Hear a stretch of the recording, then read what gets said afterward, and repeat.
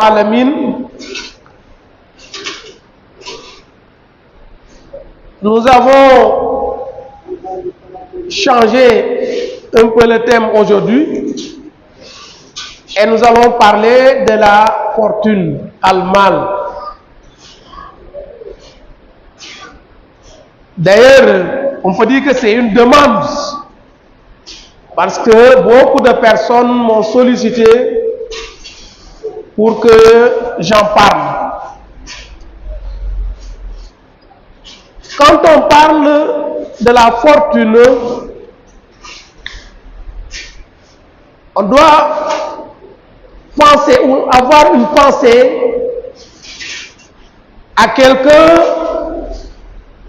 qui avait beaucoup d'argent.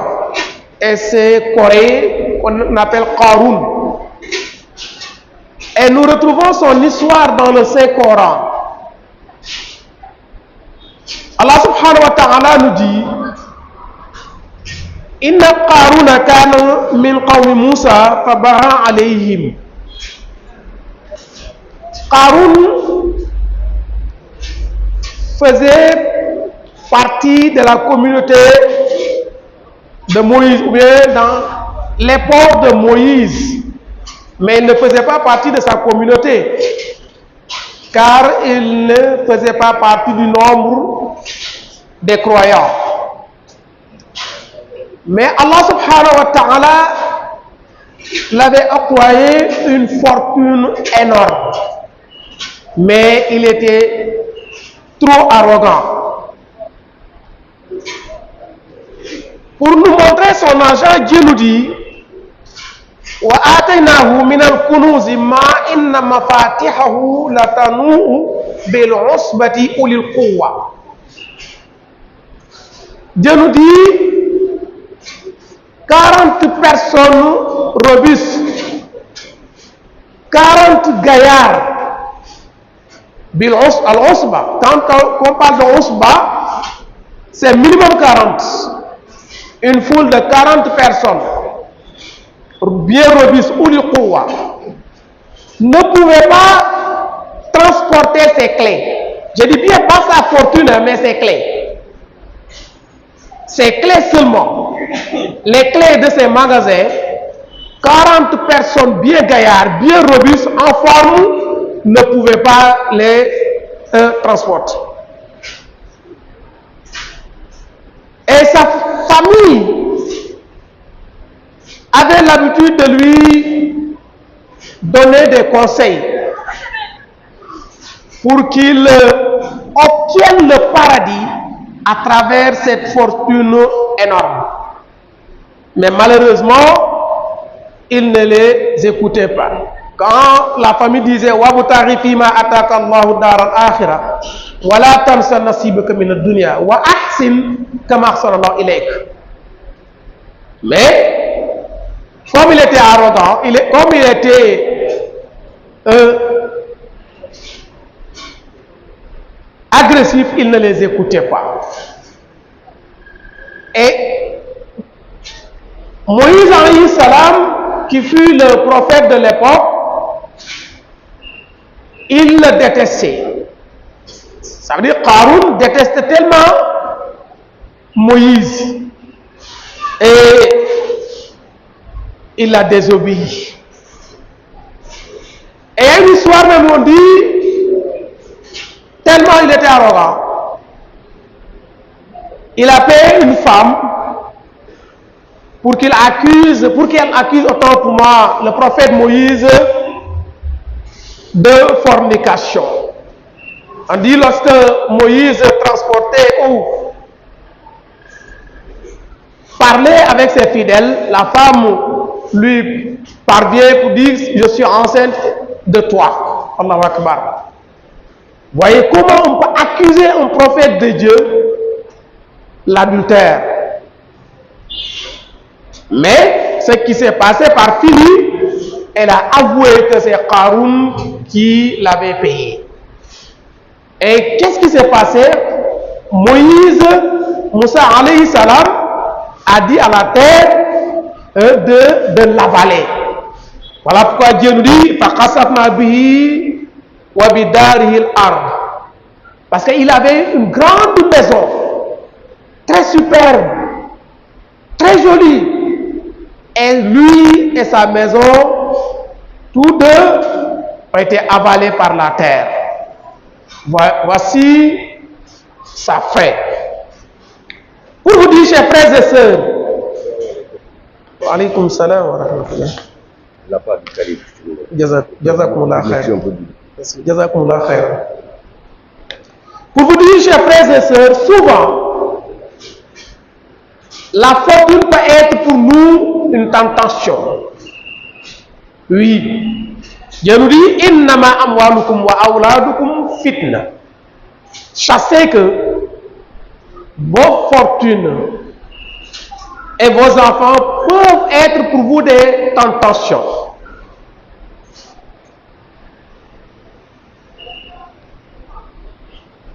Surtout, chers frères et sœurs, quand il s'agit de l'argent sale,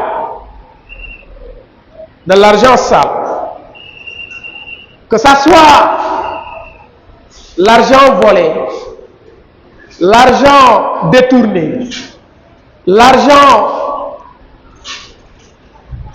gagné par sportif, c'est extrêmement dangereux.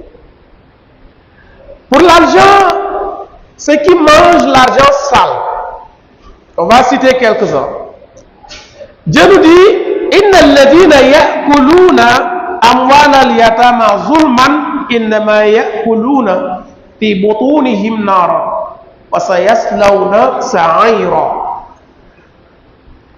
Ceux qui mangent l'argent de l'héritage, il y a des orphelins qui perdent leur papa ou leur mère et n'ont pas les moyens ou la capacité de gérer l'argent. Au lieu de garder cet argent pour eux jusqu'à qu'ils atteignent la puberté, vous mangez leur argent sans leur propre gré. Il nous dit, c'est comme vous êtes en train de manger du feu et chassez que vous serez jetés en enfer. Que Dieu nous en garde. Donc, il est extrêmement dangereux, chers frères et sœurs, de manger de l'argent de l'héritage. Et vraiment, on peut dire même que c'est un problème sociétal actuellement. Oui. S'agissant de l'argent volé, que ce soit par détournement de deniers publics, que ce soit l'argent volé par agression, que ça soit. Allah subhanahu wa ta'ala nous dit وَمَنْ يَعْلُلْ يَأْتِ بِمَا غَلَّ يَوْمَ الْقِيَامَةِ. Allah Akbar. Il dit, celui qui vole ici, le jour de la résurrection, il portera sur sa tête ce qu'il a volé. Imaginez, ses frères et sœurs, celui qui vole des milliards, des centaines de milliards, mais c'est des tonnes. Est-ce que vous pouvez porter sur votre tête des tonnes? Imaginez celui qui vole des terrains, des centaines d'hectares. Mais est-ce qu'il pourra porter sur sa tête? Oui, et Dieu le dit. C'est Dieu qui le dit. Tout ce que tu as volé ici, le jour de la résurrection, tu vas porter ça sur ta tête pour te présenter devant Allah subhanahu wa ta'ala. Imaginez quelqu'un qui a volé des bovins, des vaches, des moutons, des chevaux, mais tu les porteras sur ta tête pour parvenir à Allah subhanahu wa ta'ala. Imaginez celui qui vole des tonnes de fruits, également va porter cela pour venir à Allah subhanahu wa ta'ala. Et maintenant, ce n'est plus même un vol, on peut dire de l'agression. Il y a des gens, en plus de voler, ils agressent. Ils tuent pour voler. Non seulement vous commettez un péché, mais vous faites encore un péché plus grave. Chers frères et sœurs, Dieu nous dit, là, le prophète sallallahu alayhi wa sallam, dans un hadith, la tazulu qadama abdin yawm al-qiyamah hatta yus'ala an khamsin an umrihi fima afnah wa an shababihi fima ablah wa an malihi min ayna iktasaba wa fima anfaqa wa maza amila fima alima. Le prophète nous dit, aucun parmi vous, toutes les personne ne va franchir la porte du paradis ou de l'enfer sans être auditionné sur ces choses. La première, en omrihi, ima apna. Pendant ton vivant, tu vivais, tu avais une intelligence. Dieu t'avait donné une intelligence. Tu réfléchissais. Également la santé, la force. Mais qu'est-ce que tu faisais avec cette intelligence, avec cette force? Est-ce que tu faisais de bonnes choses? Wan Shababi, ta jeunesse, quand tu étais jeune. Mais qu'est-ce que tu as fait? Est-ce que tu as adoré Allah subhanahu wa ta'ala? Est-ce que tu te rebellais à Allah subhanahu wa ta'ala? Donc, tu vas répondre à ces questions. Et wa mali, ta richesse, ta fortune, la fortune que tu avais, mais comment tu l'as gagnée? Est-ce que c'est de manière licite ou de manière illicite? Ah, tu diras tout. Tu vas régler centime par centime. Et si c'est de l'argent volé? Et si c'est de l'argent détourné? Malheur à toi, que Dieu nous en garde. Après avoir répondu comment tu as gagné cette fortune, c'est pas tout, mais où tu l'as dépensé également. Parce que les dépenses seront contrôlées également. Donc, où tu dépensais cette fortune et ta connaissance. La connaissance que tu avais, comment tu l'as utilisée. Chers frères et sœurs, arrêtons, ou dire, je ne peux pas dire arrêtons, mais de grâce, méditons au verset coranique.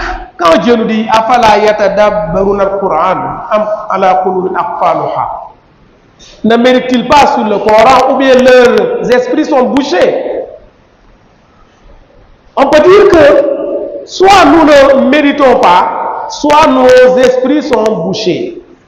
Parce que plusieurs fois Dieu nous a interpellés pour qu'on se méfie de l'argent sale, pour qu'on se méfie de gagner notre vie de manière illicite.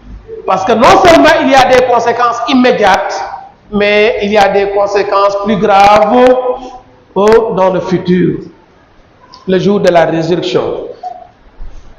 Surtout concernant le hasard, oui, qui est actuellement très fréquent chez les jeunes, qu'ils soient les jeunes garçons ou même les filles en pratique.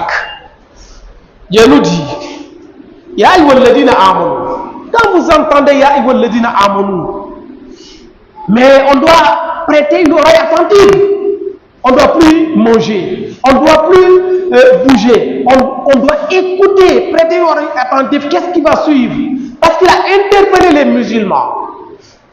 Oh, vous les croyants, إنما الخمر والميسر والأنصاب والأزلام رجس من عمل الشيطان فاجتنبوه لعلكم تفلحون صدق الله العظيم.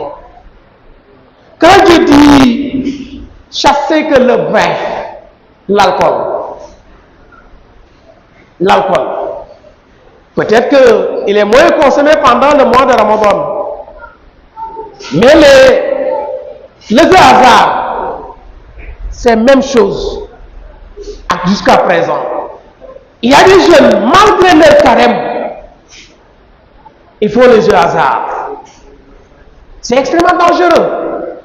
Le jeu hasard, les prières dressées, les flèches de divination, Dieu nous dit, ne sont qu'une abomination. Une abomination.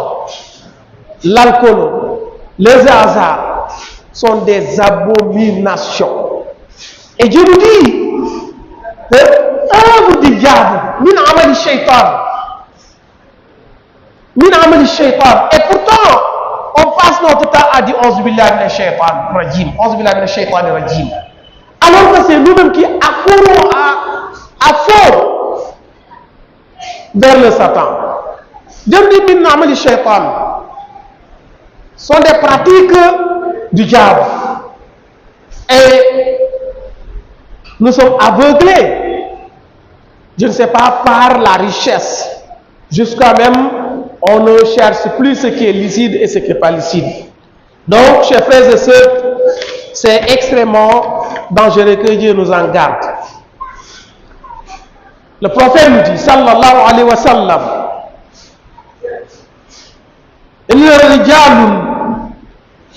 rijalun yataqawwaduna fi malillahi bighayri haqqin falahumun nar yawm al-qiyamah.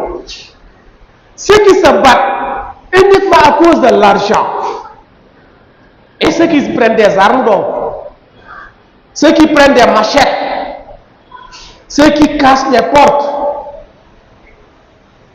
s'entretuent à cause de l'argent. Mais ça, c'est une malhonnêteté. Que Dieu nous en garde. Le prophète dit, ces gens-là seront en enfer. Seront en enfer. Que Dieu nous en garde. Nous allons terminer avec ces deux histoires. Avant ces deux histoires, un hadith du prophète, le prophète dit, Ya'ti ala nasi zamanun la yubali al-mar'u bima akhadha al-mala amman halalun amman haramun. Al-Bukhari.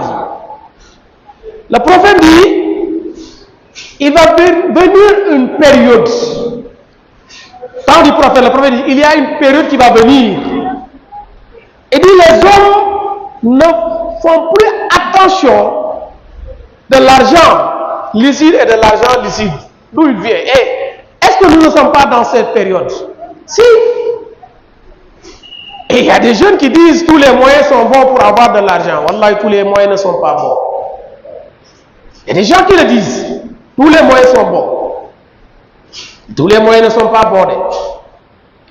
Une soir, كان الرجل من السلف إذا خرج من منزله يقول له أهله وهو خارج من البيت إياك وكسب الحرام فإنا نصير على الجوع ولا نصير على النار. Il y a un certain homme du passé, quand il sortait, sa famille l'interpelle, sa famille va lui dire, ah, faut te méfier de l'argent illicite. Faut jamais envoyer de l'argent illicite pour nous. Parce que nous pouvons maîtriser la faim. Quand on a faim, on peut la maîtriser. Mais nous ne pouvons pas résister contre le feu d'Allah subhanahu wa ta'ala. On ne peut pas résister contre le feu ardent. Une femme, كانت المرأة من السلف تقول لزوجها وهو ذاهب لطلب الرزق اتق الله فينا ولا تطعمنا إلا لحلال فإنا نصير على الجوع ولا نصير على النار جهنم. Une femme vertueuse du passé également, qui à chaque fois que son mari sortait pour aller travailler, sa femme l'appelle. Sa femme l'appelle. Il dit, crains Allah subhanahu wa ta'ala sur nous. Il faut craindre Allah. Et il ne faut jamais apporter une somme illicite, de l'argent illicite pour nous nourrir avec. C'est la femme qui conscientise son mari. Il ne faut jamais apporter dans cette maison de l'argent illicite pour qu'on en mange. Jamais itaqillah. Wala tut'amna illa le halal. Tout ce que tu vas nous apporter, qu'il soit de l'argent licite, honnêtement gagné, pas l'argent de carte, pas l'argent de bet-click, pas l'argent d'agression, pas l'argent de vol, pas l'argent détourné, mais l'argent honnêtement gagné. Parce que, elle dit, nous pouvons maîtriser la faim. Quand on en fait, on peut maîtriser cette faim. Mais, voilà, on ne peut pas endurer le feu ardent d'Allah subhanahu wa ta'ala.